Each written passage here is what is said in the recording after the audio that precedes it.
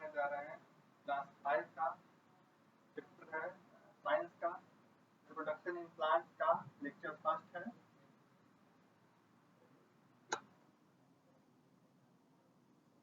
Chapter है reproduction in plant, यानी पौधों का प्रजनन कैसे होता है। पौधों में प्रजनन कैसे होता है, रिप्रोडक्शन इन प्लांट, पौधों में प्रजनन किस तरीके से होता है। इसके साथ साथ हम कुछ ऑब्जेक्टिव्स पढ़ेंगे इस चैप्टर का, क्या तो है। तो इसमें है plants and their various characteristics, यानी क्या है, पौधों और उनके बहुत सारे गुण के बारे में हम पढ़ेंगे। क्या है, पौधे और उनकी विभिन्न गुण यानी विशेषताएं। Reproduction in plants by seeds, यानी पौधों में बीजों के द्वारा प्रजनन कैसे होता है, ये भी पढ़ेंगे। ठीक है, इसके साथ ही दिया गया है the structure of a flower, यानी कि the structure of a flower, यानी पौधों में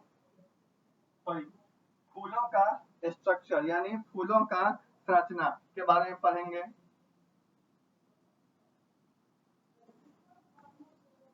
आगे दिया है कि the structure of a seed and stage of seed germination, यानी क्या कह रहा है, तो आगे दिया है कि बीजों की संरचना और स्टेज ऑफ सीड जर्मिनेशन, यानी बीजों का जर्मिनेशन। जर्मिनेशन कहने का मतलब है अंकुरन। क्या होता है, अंकुरन, इसके बारे में पढ़ेंगे। ठीक है, आगे है the features of seed dispersed by various agents, यानी विभिन्न कारकों के द्वारा फैलाए गए बीजों के क्या, तो बीजों की विशेषताएं, विभिन्न कारकों के द्वारा फैलाए गए बीजों की विशेषताएं। और लास्ट में है the various steps involve in growing crops, यानी फसल उगने में शामिल विभिन्न चरण के बारे में पढ़ेंगे। ठीक है, ये हमारे थे कुछ ऑब्जेक्टिव्स। अब चलते हैं आगे।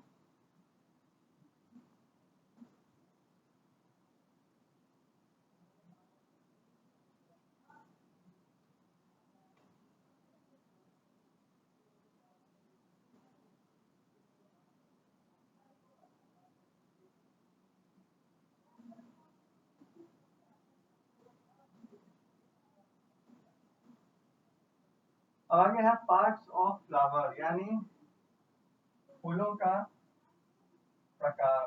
कितने प्रकार का फूल होता है उसके बारे में बताया, पार्ट्स ऑफ अ फ्लावर। तो फ्लावर बेसिकली 4 प्रकार का दिया गया है। पहला है पेटल्स, दूसरा है सेपल्स, तीसरा है स्टेमन्स और चौथा है पिस्टिल्स। ठीक है, तो 4 प्रकार का होता है। कौन कौन सा है, तो पहला है पेटल्स, सेपल्स, स्टेमन्स और पिस्टिल्स, 4 प्रकार का होता है। ठीक है, इसमें पहला क्या है, तो पहला है पेटल्स। पेटल्स का क्या होता है, पंखुड़ी, पंखुड़ियां। ठीक है, पेटल्स का अर्थ होता है पंखुड़ियां। सेपल्स का अर्थ होता है बाह्यदल, बाह्यदल। तीसरा है स्टेमन्स, स्टेमन्स का अर्थ होता है पुंकेसर, पुंकेसर।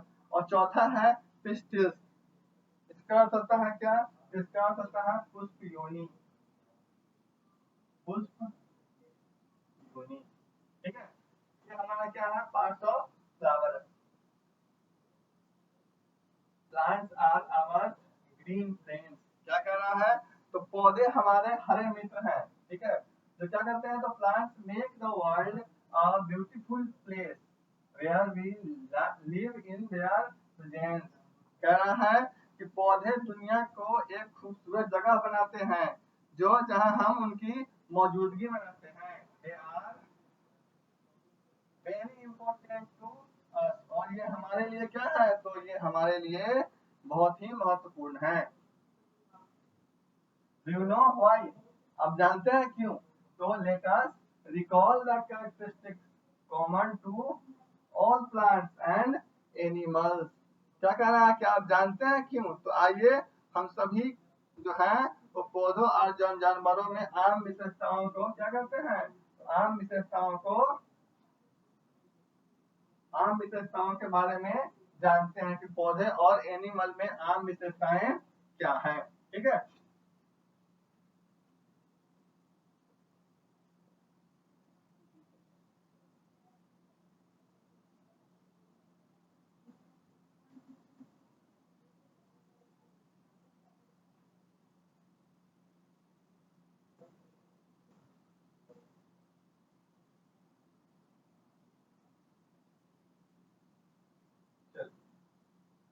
पौधे और एनिमल में आम विशेषताएं क्या है जो दोनों में पाए जाते हैं।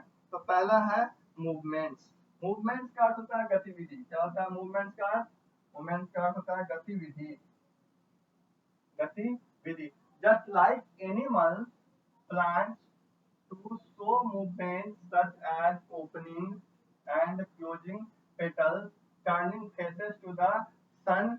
इसे कह रहा है पशुओं की तरह पौधों भी जो है वो गतिविधि दिखाते हैं। पशुओं की तरह जिस तरह से पशु जो है एनिमल जो है मूवमेंट करता है, उसी तरीके से पौधे भी जो है अपनी मूवमेंट करते हैं। जैसे पंखुड़ियों को खोलना और बंद करना, एग्जाम्पल दिया गया है कि जैसे पंखुड़ियों को खोलना और बंद करना, सूर्य की ओर मुंह करना आदि। ठीक है, टर्निंग फेसेस टू द सन यानी सूर्य की ओर मुंह करना आदि क्या है, एक मूवमेंट जो पौधों और जानवरों दोनों में होता है कॉमन। ब्रीथिंग, ब्रीथिंग का अर्थ होता है कि सांस लेना। जानवर ऑक्सीजन लेते हैं और कार्बन डाइऑक्साइड छोड़ते हैं, जबकि पौधे कार्बन डाइऑक्साइड लेते हैं और ऑक्सीजन को छोड़ते हैं। तो ये कॉमन है ब्रीथिंग। ये पहला हो गया मूवमेंट जो कॉमन है दोनों का है पौधे और एनिमल का। दूसरा है ब्रीथिंग जो पौधों और एनिमल दोनों के लिए है। तीसरा है सेंसिटिविटी। सेंसिटिविटी यानी संवेदनशीलता। संवेदनशीलता, ठीक है। जानवर जो है इंद्रियों की मौजूदगी के कारण, animals are sensitive to external changes of sense organs. ठीक है, इंद्रियों की मौजूदगी की वजह से, मौजूदगियों के कारण बाहरी जो परिवर्तन होता है उसके प्रति संवेदनशील होता है। ठीक है, क्या? तो जानवर इंद्रियों की वजह से जो बाहरी होता है बदलाव, उसको वो क्या करता है तो जान पाता है। Plants are sensitive to light and gravity. इसी तरीके से जो पौधा है हमारा वो भी प्रकाश और गुरुत्वाकर्षण के प्रति क्या होता है, तो प्रकाश और गुरुत्वाकर्षण के प्रति सेंसिटिव होता है।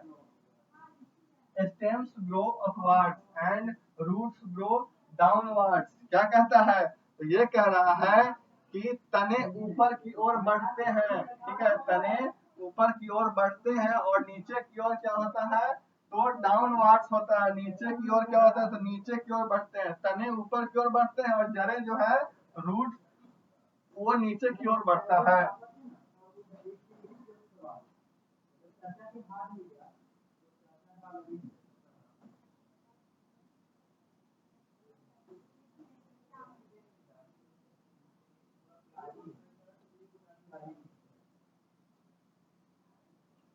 अब अगला है ग्रोथ यानी विकास।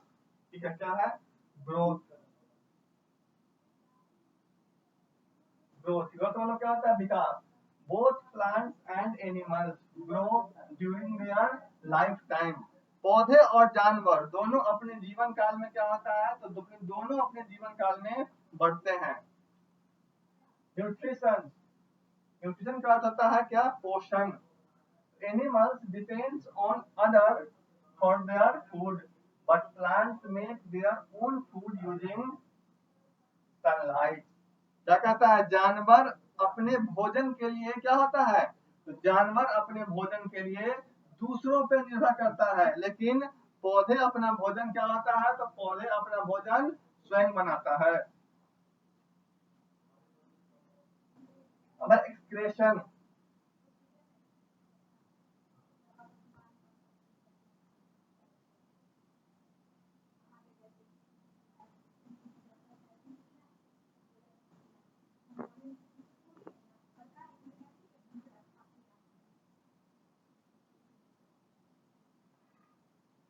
एक्सक्रेशन यानी मल त्याग। एक्सक्रेशन का अर्थ होता है मल त्याग करना या फिर त्यागना। ठीक है, तो animals give out waste such as sweat, carbon dioxide, urine etc. Plants give out oxygen and water vapour. कह रहा है कि जानवर अपशिष्ट पदार्थ छोड़ते हैं जैसे पसीना, कार्बन डाइऑक्साइड और मूत्र आदि। पौधे ऑक्सीजन और जलवाष्प छोड़ते हैं। ठीक है, कह रहा है कि जानवर जो है क्या छोड़ता है, तो जानवर जो है वेस्ट है, वेस्टेज क्या करता है, तो स्वेट, कार्बन डाइऑक्साइड और यूरिन यानी पसीना, कार्बन डाइऑक्साइड और यूरिन यानी मूत्र। और प्लांट जो है क्या छोड़ता है, तो प्लांट ऑक्सीजन और वाटर वेपर। वाटर वेपर का क्या अर्थ होता है, तो वाटर वेपर का अर्थ होता है क्या, तो जल वाष्प। ठीक है, क्या होता है, जल वाष्प। ये हमारा क्या होता है, तो ये पौधा से आता है। ठीक है, इसी के साथ हम क्लास ओवर कर रहे हैं।